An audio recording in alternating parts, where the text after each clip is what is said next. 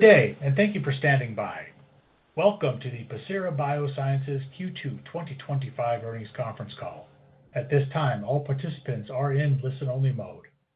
After the speaker's presentation, there will be a question-and-answer session. To ask a question during the session, you will need to press star 11 on your telephone. You will then hear an automated message advising your hand is raised. To withdraw your question, please press star 11 again. Please be advised that today's conference is being recorded. I would now like to hand the conference over to your first speaker today, Susan Mesco, Head of Investor Relations. Please go ahead. Thank you. Good afternoon, everyone. Welcome to today's conference call to discuss our second quarter 2025 financial results. Joining me are Frank Lee, Chief Executive Officer, Brendan Teehan, Chief Commercial Officer, and Shawn Cross, Chief Financial Officer. Tony Molloy, Chief Legal and Compliance Officer, is also here for today's question-and-answer session. Before we begin, let me remind you that this call will include forward-looking statements subject to the safe harbor provisions of federal securities laws. Such statements represent our judgment as of today and may involve risks and uncertainties. This may cause our actual results, performance, or achievements to differ materially. For information concerning risk factors that could affect the company, please refer to our filings with the SEC. These are available from the SEC or the Pacira website. Lastly, as a reminder, we will be discussing non-GAAP financial measures on today's call. A description of these metrics, along with our reconciliation to GAAP, can be found in the news release issued earlier this afternoon. With that, I will now turn the call over to Frank Lee. Thank you, Susan, and good afternoon, everyone. I'm pleased to report that the first half of 2025 was marked by solid execution across our corporate, clinical, and commercial initiatives. The stage is set for accelerating top-line growth in the second half of the year, and importantly, we delivered several key milestones to advance our 5x30 path to growth and value creation. To remind you, this plan supports two broad strategic imperatives. First, growing our strong commercial-based business, and second, advancing an innovative pipeline of potentially transformative assets such as PCRX-201. Notable second quarter accomplishments include the following: improving EXPAREL performance with 6% year-over-year volume growth, the highest in 8 quarters; strong commercial progress, allowing us to reiterate and narrow our range for revenue guidance; favorable gross margins supporting an increase in guidance; enhanced capital structure and liquidity with a new $300 million revolver and significant reduction of debt; and finally, disciplined and strategic capital allocation with the repurchase of $50 million of common stock. Brendan and Shawn will share more specifics on the quarter shortly. I'll begin with a high-level overview of our commercial portfolio, where our 3 best-in-class products continue to generate significant cash flow. Our flagship product, EXPAREL, the first half of 2025 was marked by solid execution across 3 priorities: market access, awareness, and utilization. We now have a strong base to build on, and we're seeing encouraging momentum across key leading indicators for EXPAREL. On the market access front, we continue to advocate for expanded patient access to opioid-sparing pain therapies. To that end, we're pleased to see a new policy outlined by CMS in its preliminary rule for 2026. CMS is proposing to completely phase out its inpatient-only list over the next 3 years, starting with the removal of hundreds of procedures in 2026. In parallel, many of these procedures will be added to its list of procedures covered in ambulatory surgical centers. We believe this will enhance the EXPAREL market opportunity in the outpatient settings. On the IP front, our legal team secured a favorable re-examination of our 495 patent from the U.S. Patent and Trademark Office. Importantly, during this process, we amended the patent's claims to add volume limitations and to address other issues noted in the New Jersey court's opinion last year. The 495 patent will be reissued shortly and we believe it will be the strongest in our urustic acid family of patents. In parallel, the team continues to innovate and expand our urustic acid and IVRA patent families with 2 new patents. Both claim XPRL composition are listed in the FDA's Orange Book with exclusivity into the 2040s. Shifting gears to strategic partnerships, a key component of 5x30 with an objective of 5 partnerships by 2030. We recently executed a potentially transformative collaboration with Johnson & Johnson MedTech for ZILRETTA. We believe this will significantly expand our reach and patient access for ZILRETTA. The proven long-lasting benefits of ZILRETTA and its distinct mechanism of action make it an ideal addition to the J&J MedTech's existing portfolio of OA pain solutions. Because there's no one-size-fits-all for treating patients suffering from OA pain, a personalized approach is essential. With a highly complementary non-opioid option, the J&J MedTech team would better support multiple treatment paths and improve the patient journey. For Pacira, this collaboration essentially doubles our sales calls for ZILRETTA, which is promotion-responsive product. It gives us access to a well-established team and an extensive customer base. These relationships span a variety of physician specialists beyond orthopedics, such as sports medicine, osteopathy, pain management, and rheumatology. We believe this will meaningfully accelerate the ZILRETTA growth trajectory in an efficient manner. As for growth margins, enhanced manufacturing efficiencies have allowed us to increase our full-year guidance.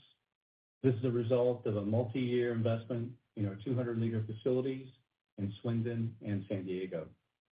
These suites provide ample capacity to meet demand with more favorable cost structure and manufacturing yields. Turning now to our pipeline, where we're focused on becoming the therapeutic area leader in musculoskeletal pain and adjacencies. These are large markets with high unmet patient need. Our 2 registrational studies for ZILRETTA in the shoulder OA and iovera in spasticity are progressing according to plan. To further solidify our leadership in opioid-sparing innovation, we're advancing Innovations in Genicular Outcomes Registry, or IGOR. Pacira designed this comprehensive, prospective, observational, real-world study in the interest of science, not as a health authority obligation. OA is a unique condition that patients live with for decades and receive a myriad of pain treatments as their disease progresses. IGOR is positioned to provide in-depth insights into the patient journey, and we're capturing clinical and economic data as well as patient-reported outcomes. Its potential for meaningful insights is better than any known OA registry of its kind. With over 2,500 patients enrolled to date and growing, IGOR is now bearing fruit. Recent and upcoming publications are further reinforcing the value of our products. In addition, we believe the insights gained from IGOR will support much-needed innovation and new product development for treating OA pain. PCRX-201 is a great example of innovation that we believe has the potential to revolutionize the treatment landscape. Clinical data continue to underscore the promise and disease-modifying potential of PCRX-201 and the HCAd platform. In June, we presented 3-year follow-up data at the European Alliance of Associations for Rheumatology Congress. Very few OA studies reach such a milestone for study duration. Results showed that a single intra-articular injection of PCRX-201 was well tolerated with sustained efficacy through 3 years. In addition, we're making great progress enrolling our phase 2 ASCEND study with enrollment in Part A on track to conclude by year-end. Beyond PCRX-201, we have a promising portfolio of other HCAd platform-based assets that may have disease-modifying potential in other musculoskeletal diseases and adjacencies. We look forward to sharing more as the year progresses. In summary, this quarter is marked by solid execution across corporate, political, and commercial initiatives, as well as delivery of key milestones that advance our 5x30 strategy. With that, I'd like to turn the call over to Brent to share more details on our commercial performance on the second quarter. Brent? Thank you, Frank, and good afternoon to all joining us today. I'm excited to share a few highlights of the strong progress we've been making on the commercial front. Significant second quarter revenues were driven by improving EXPAREL volume growth of 6%. This is a twofold increase over the 3% year-over-year growth in the first quarter of 2025 and the second quarter of 2024. As Frank mentioned, during the first half of the year, we were sharply focused on establishing a foundation to support sustainable top-line growth. We made great strides expanding physician and payer awareness around no pain. As you know, this is an important shift in reimbursement policy and represents a significant opportunity to broaden EXPAREL utilization in outpatient procedures.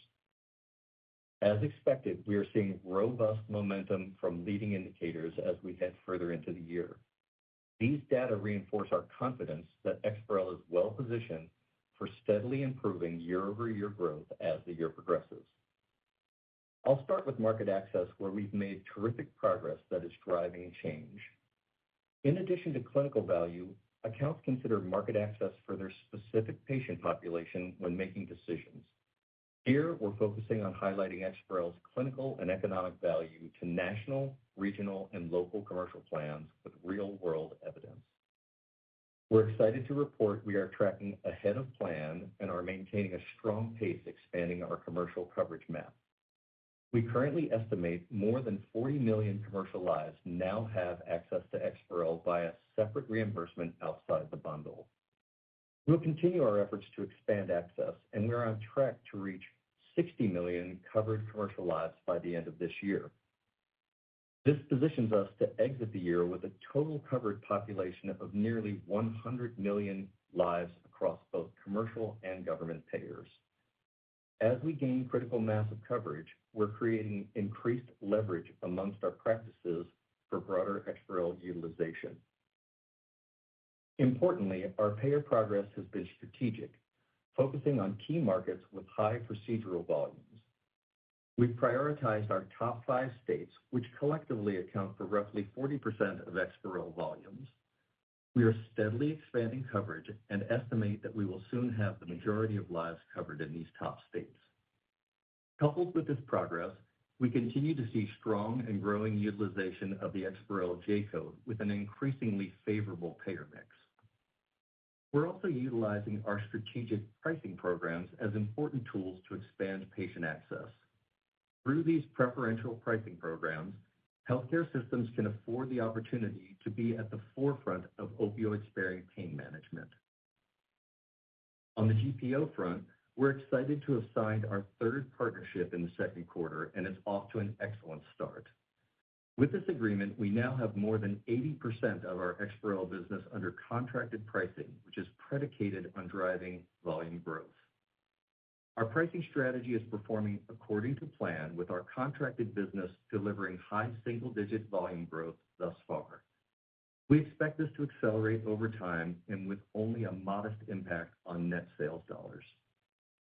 Switching gears to awareness, our market research is showing increasing awareness among formulary decision makers, namely surgeons and anesthesiologists. As a reminder, it will take time for broader market adoption. Of those who indicated their facility would adopt CMS reimbursement guidelines, approximately 75% reported implementation could take 6 months to a year. Approximately 60% expressed a willingness to place EXPAREL on formulary in light of separate reimbursement, with the highest level coming from surgeons and anesthesiologists. Importantly, these key physician stakeholders are critical voices in driving institutional change, with a growing number already taking first steps, such as P&T committee meetings and reevaluating formulary status. This research aligns with the real-time EXPAREL utilization data we're seeing in the market. Faster adoption is taking place within community hospitals and ambulatory surgery centers, where we're seeing high single to low double-digit volume growth. Decision-making in these settings is more streamlined, enabling faster adoption to take advantage of the no-pain value proposition. Beyond the early adopters, year-over-year growth in the hospital setting has improved from a low single-digit percentage to a mid-single-digit percentage, with the academic segment returning to growth. We've also secured multiple formulary wins at large integrated delivery networks and major national healthcare systems. These accounts are delivering an early lift in volumes after more fully understanding the value of EXPAREL unlocked by no pain. We expect these trends to accelerate as expanding commercial coverage further enhances the value proposition and drives policy change. Turning to our other products, as you may recall, we started the year with a new sales team supporting ZILRETTA and iovera. The team has begun to hit its stride, and we are confident these products are back on track for improving growth as the year progresses. We look forward to the second half of the year and reporting additional commercial progress on future calls. With that, I will turn the call over to Sean for his review of the financials. Thank you, Brad. I'll start with an update on sales and margin trends. Second quarter EXPAREL sales increased to $142.9 million versus $136.9 million in 2024. Sales growth of 4% was driven by improving volume growth of 6%, which was partially offset by a shift in vial mix and discounting. Second quarter ZILRETTA sales were $31.3 million versus the $30.7 million reported in 2024. Looking ahead, with our new partnership with J&J MedTech and other programs, we believe the foundation is set for improving growth. For iovera, second quarter sales were $5.6 million compared to $5.7 million in the second quarter of 2024. Turning to gross margins, on a consolidated basis, our second quarter non-GAAP gross margin improved to 82% versus 76% last year. Gross margins continue to benefit from the improved costs and efficiencies of our two large-scale manufacturing suites. With these suites now consistently producing commercial supply, we have ample capacity to meet the growing demand for EXPAREL. As a result, we have decommissioned our first-generation 45-liter suite located in San Diego and optimized our workforce accordingly. We expect these changes will benefit our income statement through a $13 million annual reduction in operating expenses that will begin in the third quarter. For non-GAAP R&D expense, the second quarter increased to $24.7 million from $18.4 million reported last year.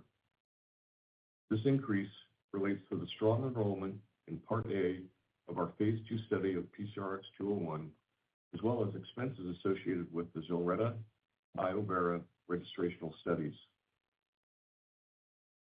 Non-GAAP SG&A expense came in at $77.2 million for the second quarter, which is up from $59 million last year.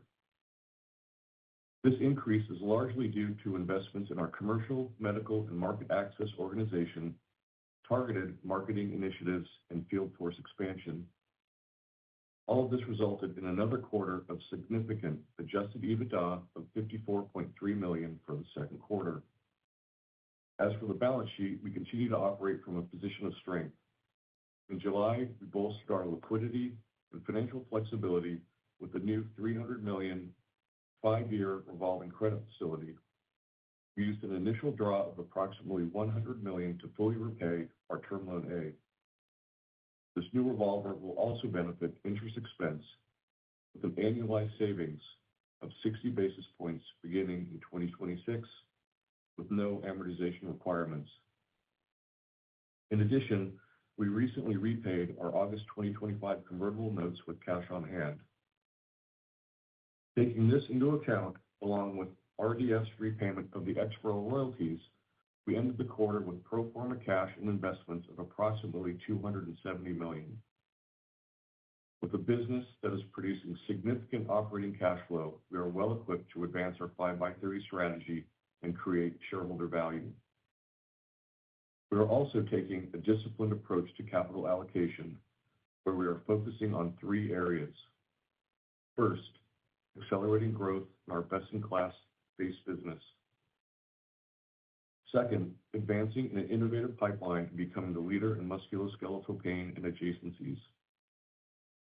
And third, opportunistically returning capital to shareholders. During the second quarter, we executed $50 million in share repurchases, retired approximately 2 million shares of common stock. This is in addition to the $25 million repurchase executed last year. To remind you, we have approximately $250 million remaining under our current buyback authorization, which runs through the end of 2026. We will continue to be opportunistic with stock repurchases given what we believe is a significant disconnect in our market valuation. As we execute 5x30, we expect to prioritize accretive opportunities that benefit operating margins to enhance shareholder value. That brings us to our full-year P&L guidance for 2025. Today, we are narrowing our range for full-year revenue guidance to $730 to $750 million. In addition, we are increasing our guidance for non-GAAP gross margins to 78 to 80% from our previous range of 76 to 78%. 2025 margins benefited from increased manufacturing efficiencies, favorable production volumes, and the elimination of our EXPAREL royalty obligation. We remain well-positioned to achieve our 5-year goal of steadily expanding margins with a 5 percentage point improvement over 2024. We are reiterating all of our other financial guidance ranges as follows: non-GAAP R&D expense of $90 to $105 million, non-GAAP SG&A expense of $290 to $320 million, stock-based compensation of $56 to $61 million. And lastly, for those modeling EBITDA, we expect our full-year 2025 depreciation expense to be approximately $35 million. Looking ahead, with the commercial investments we've made, we expect to achieve sustainable earnings growth driven by improving sales, enhanced gross margins, and stabilizing operating expenses. In addition, opportunistic stock repurchases and reductions in share count will further enhance EPS. And with that, I'll turn the call back to Frank. Thank you, Sean. In closing, I want to thank our entire team for their strong execution and dedication throughout the first half of the year. We've already achieved meaningful milestones that advance our 5x30 strategy and position us for sustainable success. With this foundation in place, we're entering the second half of the year with strong momentum and a clear focus on further accelerating growth. Thank you again for joining us today and for your continued support and confidence in our mission. With that, operator, we're ready to open the call for questions. Thank you. At this time, we will conduct a question and answer session. As a reminder, to ask a question, you'll need to press star 11 on your telephone and wait for your name to be announced. To withdraw your question, please press star 11 again. Please stand by while we compile the Q&A roster. Our first question comes from Les Sulewski with Truist Securities. Your line is open. Good evening. Thank you for taking our questions. I have a couple. First, maybe could you provide some commentary around the new partnership with J&J MedTech on ZILRETTA, and how does that compare to the previous co-promote with J&J on EXPAREL? And then as a follow-up, what are the economics on this partnership, and what assumptions can we derive from the strategy? Any figurative commentary would be helpful. My second question is around the third GPO. What are the expectations for impact to gross to net? And then a couple more, just progress on the sales force expansion, and maybe one for Sean. Appreciate the commentary around the expected savings on the consolidation of plans. But how do we kind of view the gross margin outlook into second half and then into next year? Thank you. Thanks, Les, for the question. It's Frank Lee here. Hey, first of all, let me just say before we jump into this, and I'll turn to Sean and Brent for some commentary here, that I have to say I'm really proud of the team on executing on all fronts here across the entirety of the business. Whether it's growth in revenue, it's margins, pipeline, IP, et cetera. There's a lot of activity that happened this year, and net, it's a strong foundation for growth going forward. So let me just comment a little bit about the J&J partnership, and then I'll turn to Sean for gross and nets and some commentary about gross margin, and then maybe a little bit about the sales force. Just at a high level, just to remind everybody that the J&J partnership previously was for EXPAREL, and that was prior to COVID. And during COVID, as we all know, the dynamics changed. So prior to that, it was a very successful partnership, and so the events of COVID led to the discontinuation of that particular partnership. But we've always appreciated J&J's capabilities and partnership there. So this particular partnership is now with ZILRETTA, which is in a very different setting under different circumstances. So that's as a high-level overview. Sean, maybe you could speak to gross nets and gross margins as Les asked. Sure, happy to. So the gross to net's pretty simple. It's a low single-digit impact, plus or minus 1% is a reasonable modeling, but that's pretty straightforward. And then with regard to gross margin outlook for second half and into next year, as we discussed, the team's doing a great job, and we benefited from increased production efficiencies, favorable production volumes, and again, very proud of the team so that we could raise the full year margin guidance to a range of 78 to 80%. And we'll provide another update in Q3 as things progress. And just as a reminder, there can be pretty significant quarter-over-quarter variations. You know, one bad batch in a quarter, you take a charge for that quarter. But based upon how the team is doing, we're confident that we'll, in terms of raising the range to 78 to 80%. And then going into next year, there's a plan for just relentless continuous improvement at manufacturing sites. And so that's something, again, we'll provide an update later. But the goal is to 5% improvement as for our 5x30 plan, and that continuous improvement will continue into next year. Thanks, Sean. So, Bren, maybe you want us to talk about Salesforce expansion? Yeah, sure. Thanks for the question. We are excited about the focus we're able to provide to all three of our assets.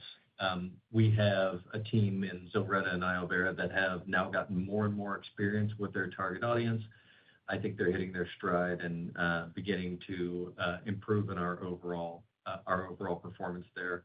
Equally excited about what we're seeing with EXPAREL, not only in terms of what we've seen for no pain execution, but also significant formulary wins both at IDNs and large healthcare systems. And I think we're also bolstered by improving commercial coverage, as you heard from my prepared comments. Thanks, Brian. So the last part of it, Les, you had asked about the economics of J&J MedTech. We're not going to go into details here, but what we can say is, number one, it's reflected in the guidance, and we expect this to be beneficial in 2026. Okay. Very helpful. Thank you.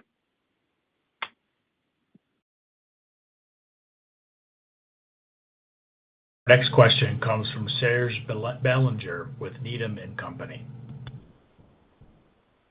Hi, this is John on for Serge today. Thanks for taking my question. Just a quick one regarding surgery volumes. Can you just give us a little bit of color on what you saw in the second quarter and then what you're seeing, I guess, to the first month of the third quarter, and in which settings you think you're seeing the most traction at this time? Thanks. Hey, thanks, John.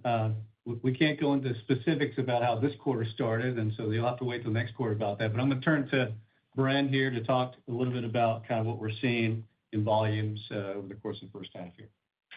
For sure. And actually, I'm encouraged by what we've seen for EXPAREL volumes in light of what the broader market has looked like. For us, at least the most recent data points we've seen would suggest that surgery outpatient case volumes are slightly down in the second quarter versus same time last year. And I see more inpatient surgery kind of flat, comparatively speaking.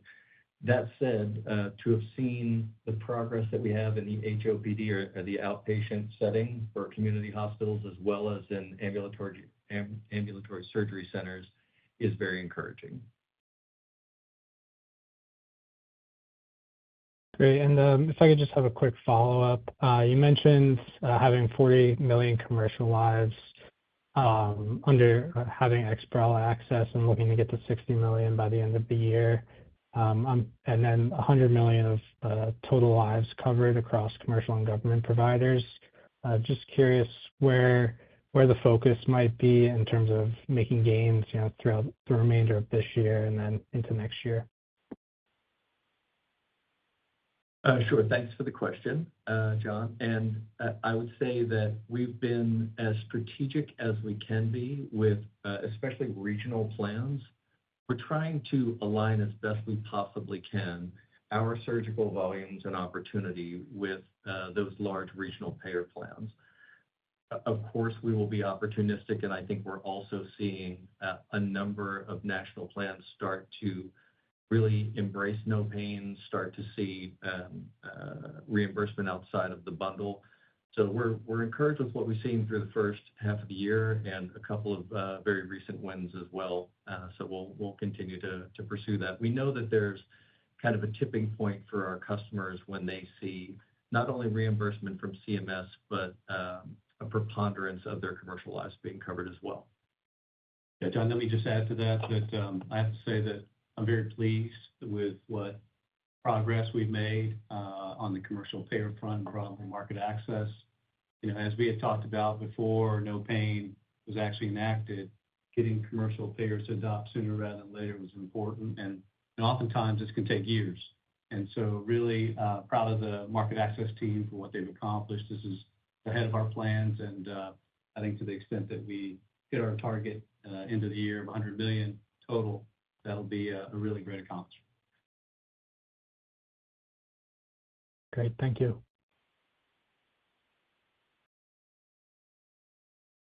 Our next question comes from Gary Nachman with Raymond James. Hey guys, this is Dennis Resnick on for Gary Nachman. Thanks for taking our questions. So first, you've previously talked about expanding the current suite of products ex-US with a partner. So can you provide an update on how those conversations are going?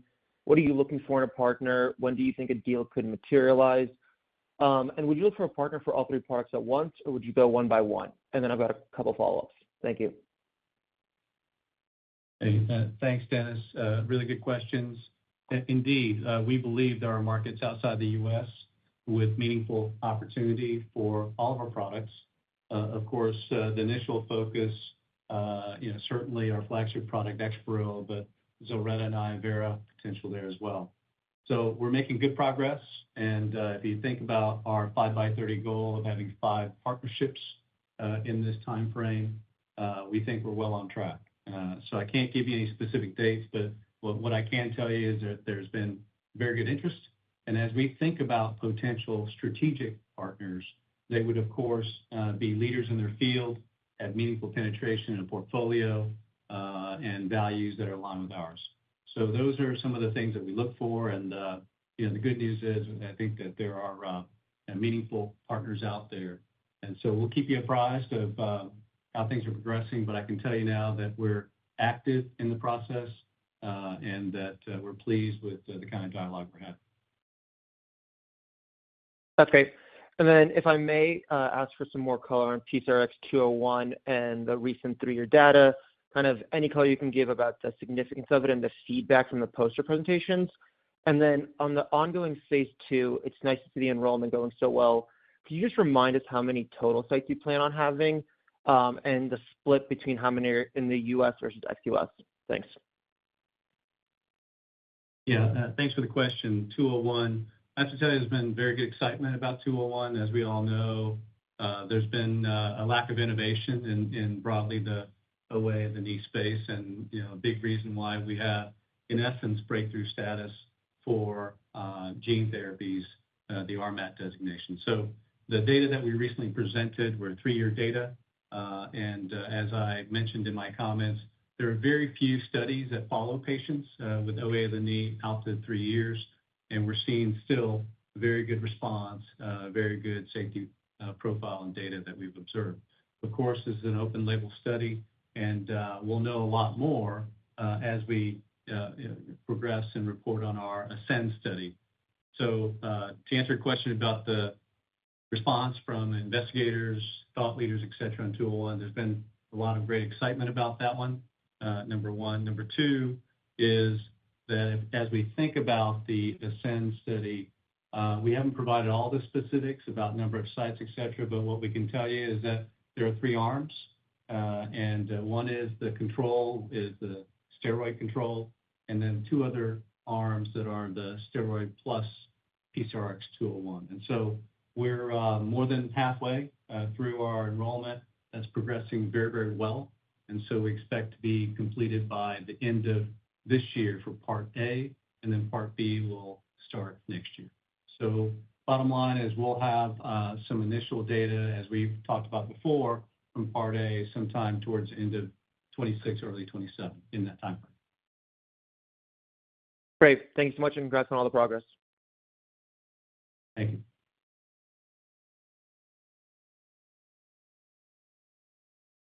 Our next question comes from Douglas Mame with RBC Capital Markets. Yeah. Excuse me. Good afternoon, everyone. My question just has to do with the guidance. Saw that you tightened it, 730 to 750 now. But what I'm curious about is back in Q1 when you were looking at these numbers and you had a wider range, what is it that's changed that's moved you away from, let's say, the upper end, the 750 to 765? Is it more price, or is it no pain and the discussions that you're having with payers a little slower than you anticipated? Just curious about that. Thanks for the question, Douglas. Obviously ahead of a launch of something like this, there are uncertainties. And of course, we provided a guidance range where we thought was reasonable. It all comes down to just some of the fundamentals that we talked about and Brent addressed, which is market access. To what extent could we get commercial payers to come on board, along with now this new CMS reimbursement, enough so that we have tipping points in certain geographic areas where the majority of patients, let's say, are covered under this new approach to reimburse EXPAREL. That's when meaningful change really happens. And so without having some initial data, we had to provide that kind of a range. And now we have better certainty as we've now got a half the year under our belt. And so that's why I think we can provide this more narrow range. So the midpoint hasn't changed, if that's your question, of course. But I think it's really about market access, about tipping point where the majority of patients are covered under this kind of reimbursement.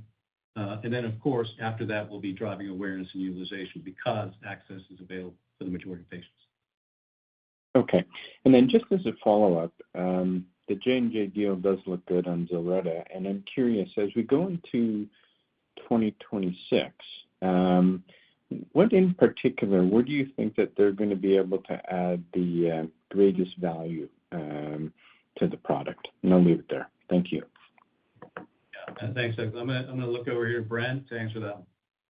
Yeah, just to reiterate, we're thrilled to have this opportunity. I spent the first half of my career at J&J, and it's wonderful to be partners with them again here.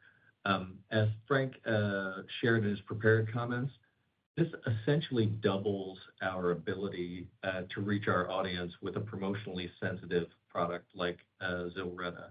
And beyond that, J&J has a great deal of experience in the space and a broader customer base than we were originally calling on with ZILRETTA.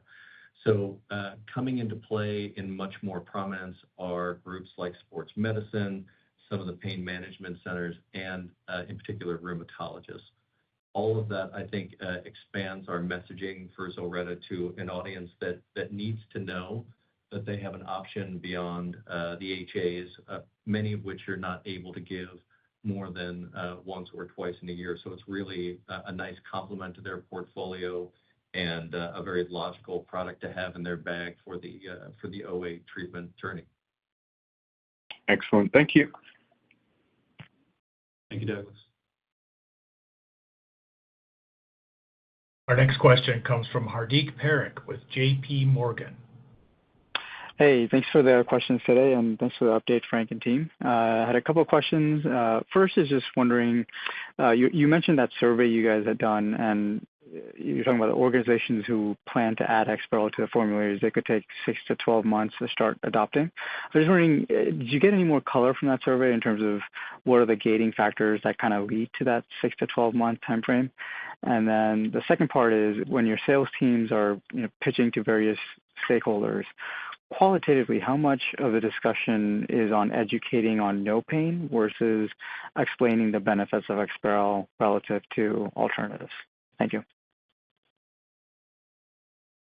So I'm going to look to Brent here on that one as well. So Brent, thanks, Hardik. Yeah, for sure. If you go back to when no pain went into effect, which is January, most of the time, when you're asking your audience why it might take them a little bit of time to affect that change, a lot of it is to confirm they're going to get the reimbursement that they believe is coming. They also understand that CMS, while that accounts for a significant number of procedures, it's about a third of the total. So they want to see, will commercial follow that plan? So as we've been updating with every earnings call, we want to put increasing points on the board for commercial coverage outside of the bundle. As that becomes reality in a variety of geographic areas, we see increasing numbers of payers come on board with EXPAREL reimbursement outside the bundle. And then just speaking about how we speak about EXPAREL, let's be clear. We are, obviously excited about what no pain means in terms of the value proposition, the enhanced value proposition for EXPAREL. But the majority of our time is spent explaining what differentiates EXPAREL from alternatives and why it leads to the types of outcomes that our patients deserve. And I think you'll see more of that in the second half of the year as we look to amplify that message and make sure that patients, caregivers, and physicians understand what makes EXPAREL the best choice for procedures for which it's approved. Thanks, Brendan. Let me just add to that regard to the health economic value proposition, so important in these settings, increasingly important as we go forward. And as we step back, I mentioned that we have 2,500 patients in this IGOR registry that follows patients through their OA of the knee journey. And we think that's going to provide some really great insights into not only the value of our products, but some other products that are used in this setting, and give us, again, better confidence that we'll be able to provide more patients access to our medicines. Thank you for the color. And this concludes the question and answer session. I would now like to turn it back to Susan for closing remarks. Thank you, Sean, and thanks to all on the call for your questions and time today. We're energized by the opportunities ahead and remain focused on executing our 5x30 growth strategy with discipline and purpose. As we move through the remainder of the year, we are confident in our ability to build on our momentum and position Pacira for long-term success. Thank you again for your continued support, and be well. Thank you for your participation in today's conference. This does conclude the program. You may now disconnect.